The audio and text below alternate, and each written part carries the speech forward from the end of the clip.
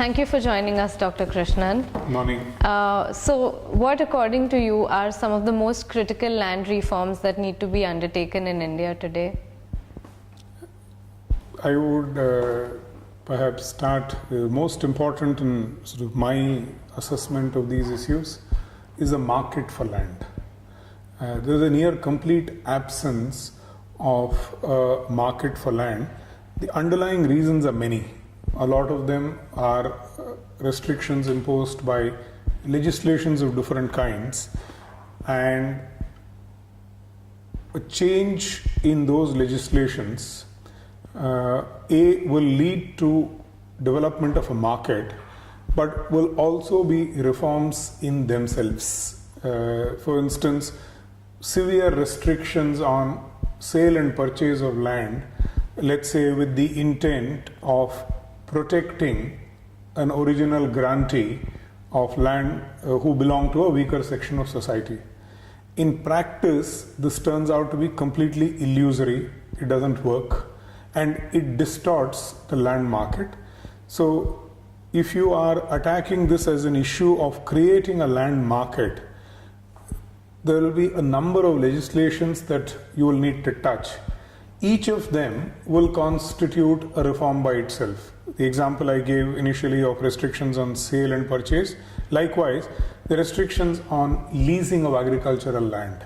Now, you could also put leasing as a reform in itself, but I would prefer to subsume all of these as one large sort of reform called creating a land market. Okay. There is a lot of talk these days about conclusive titling for land. How do you think conclusive titling would affect socio-economic outcomes in India? I think hugely. There is an enormous amount of evidence sort of that comes out in the NSSO surveys, the NABARD RBI surveys on land being a key collateral in overwhelming majority of retail loans in India. And there is also evidence to show, both in terms of sort of the literature evidence and evidence from India, that there is a severe sort of underutilization of land as collateral by the financial institutions and underfinancing by institutions to SMEs, to individuals, on account of the fact that this collateral is not very appropriable. There is an illusion of a collateral, but the moment there is something which goes wrong, this collateral does not become appropriable in the hands of the financial institution.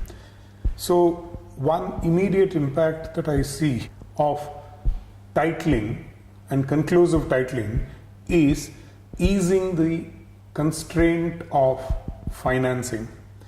The other immediate socio-economic outcome, as you put it, would be access to other institutional inputs.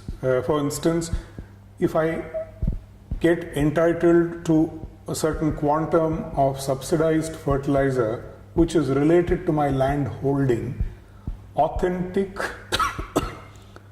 title data on who owns what land becomes a very critical part of the subsidy delivery data infrastructure. Likewise, crop insurance. It's an important part of the new agricultural sort of distress relief policy. That's again going to depend critically on who owns what amount of land, who is in possession of what amount of land. So I think land titling is very critical in terms of outcomes and impacts on, I mean, I've given you 3 examples. I can go on. So, what are some of the challenges in attaining land titling? The sort of, I think the operational challenge in land titling, let me sort of step back. One would like to sort of approach this from 2 angles. There are a whole host of legal issues with land titling in India.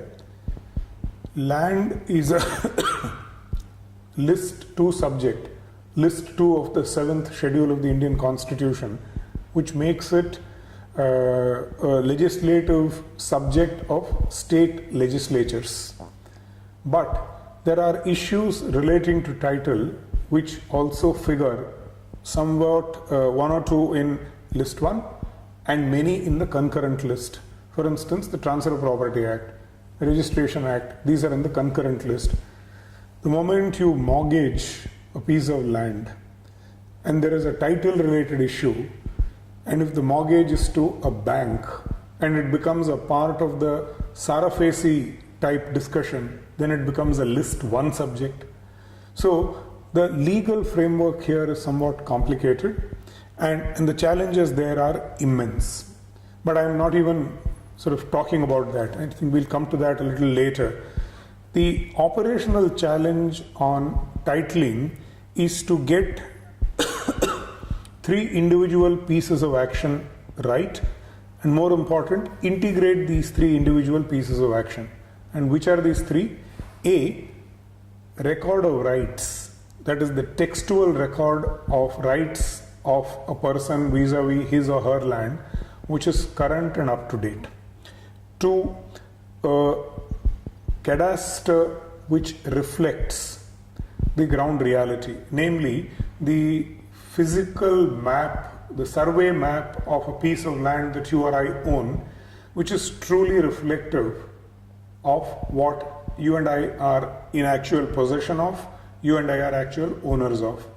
3, the registration process, which typically will involve land transfers, land mortgages, all kinds of rights being created on land, being reflected both in the cadastre and in the record of rights. So these 3 pieces of action separately, computerized ideally, digitized ideally, and all 3 integrated with each other so that they are a seamless sort of one system, is I think the absolute minimal operational requirement.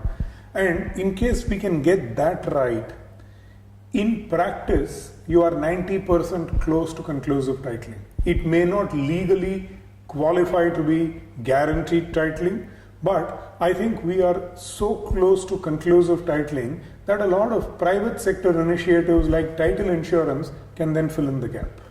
So, given that land is a state subject, a lot of the reforms would require initiatives of states, especially with regard to land titling. How do you think one can nudge states towards reform? It's actually, I'm glad you asked me this question.